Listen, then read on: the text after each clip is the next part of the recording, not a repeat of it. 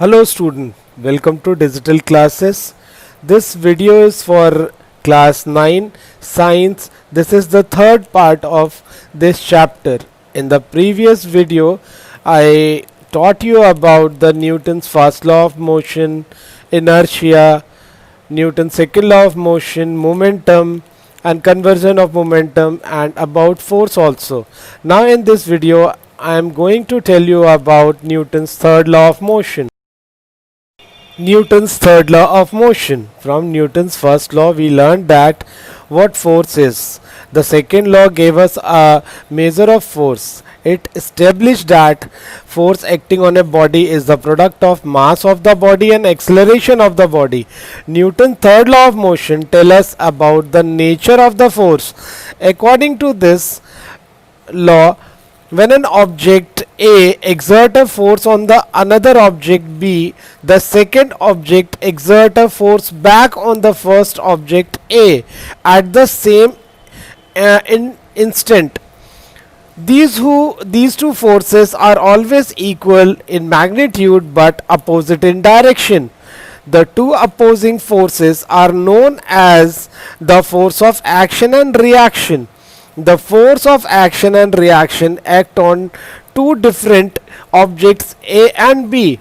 They never act on the same object. Thus, the third law of motion tells us that when two objects interact with each other, they occur in a pair of equal and opposite forces and not just one force. Hence, Newton's third law of motion states that every action there is always an equal and opposite reaction. That is, the force of an action and reaction are always equal and opposite.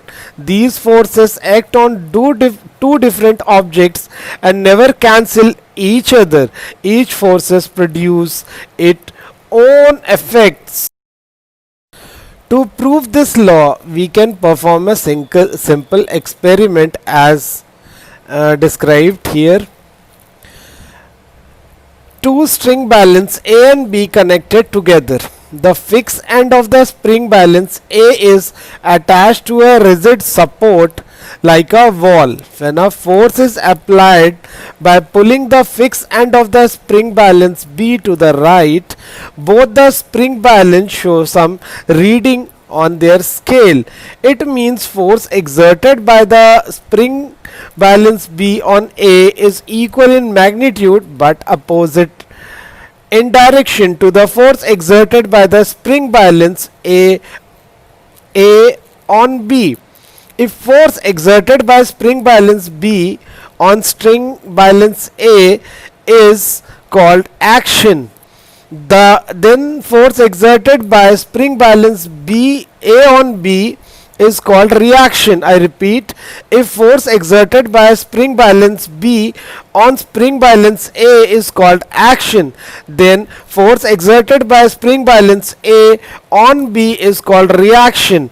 As the reading on the scale of the two spring balance are equal, therefore the force of action and reaction are always equal. The force of action on the spring balance A is to the right and the force of reaction on the spring balance B is to the left. Thus, the force of an action and reaction are opposite forces. Obviously, these forces of action and reaction are acting on different objects. If action on A, the reaction is on B. Further, although the action and reaction force are always equal in magnitude, yet these forces may not produce acceleration of equal magnitude. This is because each force acts on a different object which may have different masses. The force acting on a lighter body will produce greater acceleration and vice versa. In short, Newton's third law of motion, law of action or reaction, states that for every action force there is an equal but opposite reaction force. Force always occur in pair, equal but opposite. Now I am taking some example to tell you more about the Newton's third law of motion. Example, this means that when you push on a wall, the wall pushes back on you with a force equal in strength to the force yet exerted. Either forces can be considered the action force or the reaction force. Equal and opposite, not balanced. Action and reaction force pairs does not cancel because they act on the different objects. Now see in picture, there is one cartoon is applying an action force on the wall. The wall is applying a reaction force on that cartoon character. How does it affect us? You constantly use action reaction force pair as your move about. When you jump, you push down on the ground then pushes up on you. It is this upward force that push you into the air. It is also same like walking. To walk on ground, we push the ground backward with our foot. As a reaction, the ground pushes our foot forward with the same force. It is this forward reaction force of the ground that enable us to walk forward. Walking becomes difficult when the ground is slippery or it is covered with snow or sand. This is because you can exert much smaller force in the form of backward action on the ground. The forward action of the ground will reduce accordingly. What about the world around us? When a bee flies, its wings pushes in a downward and backward direction. By Newton's third law, the air pushes back on the bee in the opposite direction, upward and forward. This force keeps a bee in the air and propel it forward. Swimming is the another same example, but in this example in water, while trying to swim, a swimmer pushes the water backward with her or his hand and feet. This is the force of action. The water pushes the swimmer forward with the same force. This is the reaction of the force. Now let's see how rockets work. When the rocket fuel is ignited, a hot gas is produced. As the gas molecules collide with the inside engine walls, the wall exert a force that pushes them out of the bottom of the engine. What are the action and reaction force in the rocket launching? This downward push is the action force. The reaction force is the upward push on the rocket engine by the gas molecules. This is the thrust that propels the rocket upward. Newton's third law states that force act in an equal but opposite direction. For every action, there is an equal but opposite reaction.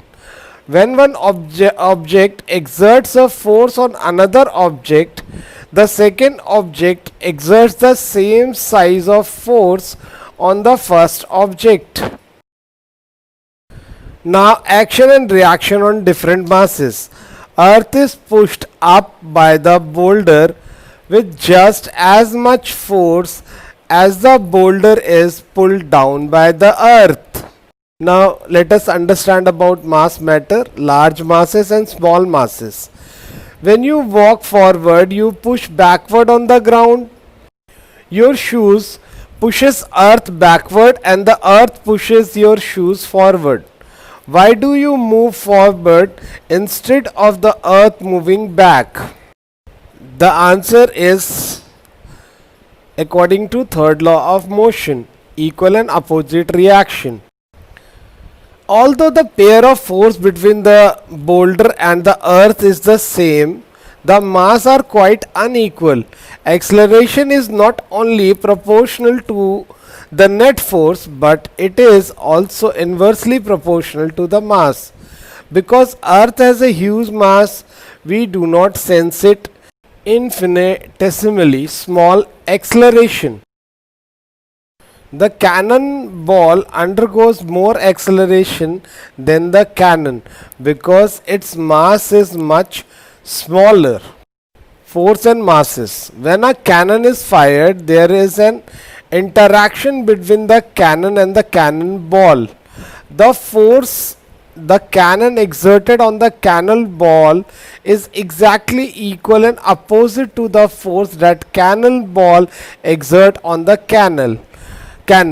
You might exert the cannon to kick more than it does. The cannonball moves so fast compared with the cannon. According to the Newton's second law, we must also consider the masses.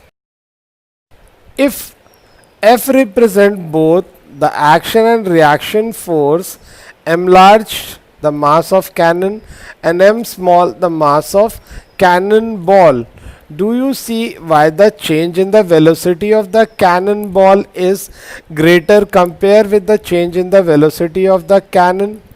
Cannonball is F upon m is equal to A and the cannon is F upon m is equal to. In cannonball the mass is less and in cannon the mass is more. If the mass is less, the acceleration is more, and if the mass is more, the acceleration is less. According to Newton's third law of motion, the action and reaction is same, and we know that force is directly proportionate to the product of mass and acceleration. That is why the force applied by the cannonball and the force applied by cannon both are same. So that is why in this mass and acceleration of the cannon and cannonball must be equal. Means the product of both are same. That is why action and reaction on the different masses are same. Now, whenever two objects interact each other, they exert force upon each other. Sit on your chair. Your body exerted downward force on the chair and the chair exerted an upward force on you. Two forces resulting from this interaction, a force on the chair and a force on your body. Two forces are called action and reaction and both are equal. How does a bird rely on Newton's third law to fly? When a bird flies, its wings pushes in a downward and a backward direction. This pushes air downward and backward also. By Newton's third law stated that the air pushes back on the bird in the opposite direction, upward and forward. This force keeps the bird in flight and propel it forward. What other force acts upon bird as they fly? Lift, air resistance, air current and gravity. How do action reaction force pair work on a large and small object? Why does the earth appears to move when you push down on it with your foot? When you walk forward, your foot pushes down on the earth and the earth pushes back up on your propelling you forward.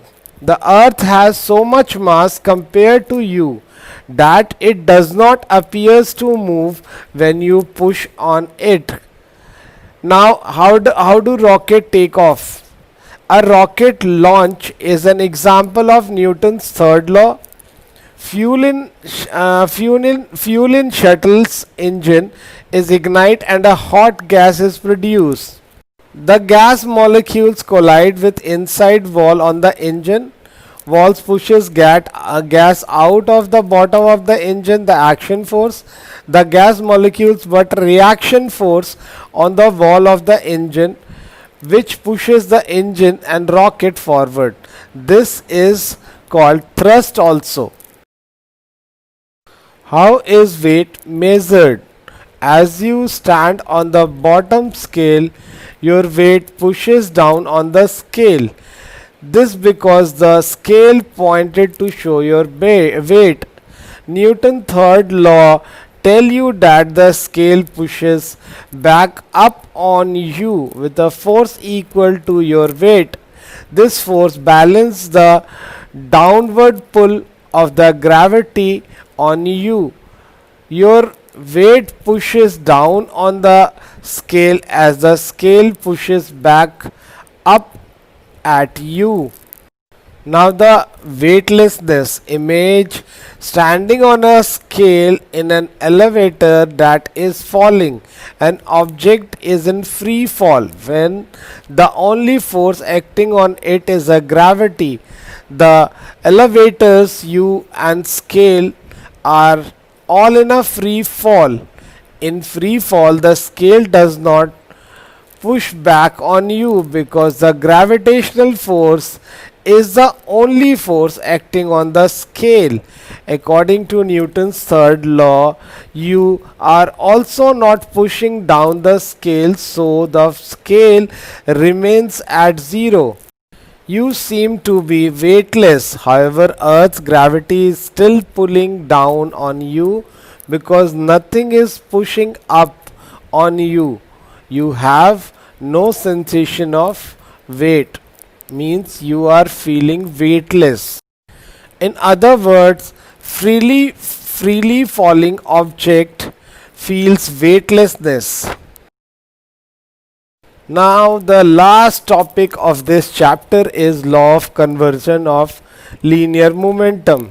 It is a very important law which has been deduced from Newton's third law of motion. According to this law, when two or more bodies interact with one another, the vector sum of their linear momentum remains constant, conserved, and is not affected due to their mutual action and reaction. The only condition is that no external unbalanced force should be acting on the system of bodies. When you prove that the law of considering an ideal collision experiment between two bodies, suppose two balls A and B are moving in the same direction along a straight line with different velocities. Now the mass of ball A is ma, mass of ball B is mb, initial velocity of A is ua, initial velocity of B is ub. If ua is greater than ub, the two bodies collide with each other. Let this collision last for a short time t. During collision, suppose FAB is equal to force exerted by A on B and FBA. It's FBA, force exerted by B on A. We shall assume that no other external unbalanced force are acting on the balls. After collision for t second, the ball move separately. Let the velocity of A after collision is VA and velocity of B after collision is Vb. Now change in momentum of A is equal to momentum of A after collision minus momentum of A before collision, which is equal to MAVA minus MAUA. Rate change of momentum of A is equal to change in momentum of A upon time taken, means MAVA minus MAVUA upon t. This time, this is the equal to the force exerted by B on A, that is FBA. As per Newton's second law of motion, FBA is equal to MAVA minus MAUA upon t. Similarly, the rate of change of momentum of B is equal to VB minus MBUB upon t. This must be equal to force exerted by A on B, that is FAB. So FAB is equal to MB VB minus MB ub upon t. According to the Newton's third law of motion, the force Fa exerted by the ball A on ball B, say action, and the force FBA exerted by the ball B on A, the reaction, must be equal and opposite to each other. Therefore, FAB is equal to minus FBA. Using the equation 1 and 2, we get MB VB minus MB UB upon T is equal to minus MA VA minus MA UA upon T. Therefore, or MB VB minus MB UB is equal to minus MA VA plus MA UA. So, by driving this, MB VB plus MA VA is equal to MB UB plus MA UA. Now, MA VA plus MB UB is equal to total momentum of the two balls after collision, and MB UB plus MA UA is the total momentum of the two balls before collision. Therefore, equation 3 shows that total momentum of the two balls remaining unchanged on collision, that is, total linear momentum, is conserved and is not affected by the mutual action and reaction of the ball, providing no other external unbalanced force acts. This is the law of conservation of momentum, linear momentum. Everyone must write this conservation of linear momentum, means the derivation, in your copy to understand well.